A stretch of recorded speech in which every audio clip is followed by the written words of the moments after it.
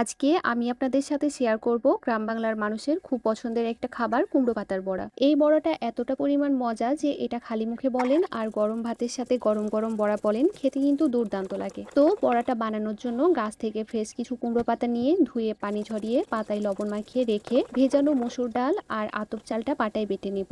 ডাল চাল বাটা হয়ে গেলে সাথে আরো বেটে নিব কালো সর্ষে, কাঁচামরিচ, রসুন, পেঁয়াজ আর লবণ। সবকিছু বাটাবাটি হয়ে গেলে একটা বাটিতে উঠিয়ে নিয়ে সাথে আরো দিয়ে দিব ধনিয়া গুঁড়া, জিরা গুঁড়া, হলুদ গুঁড়া ও লবণ। এখন সবগুলো ভালো মতো মেখে নিয়ে কুমড়ো পাতাতে বেটে রাখা ডাল চালগুলো খুব সুন্দরভাবে মাখিয়ে সাইজ মতো ভাঁজ দিয়ে দেব। এই বড়াটা বানানোর জন্য একটু বেশি খাটাখাটনি করতে হলেও এটার টেস্ট সবকিছুকে হার মানিয়ে দেয়। আর এর ঘ্রাণের কথা কি বলবো, এই এক কুমড়ো পাতার বড়াই কত ধরনের উপকরণ, ঘ্রাণ তো পারফেক্ট হতে বাধ্য।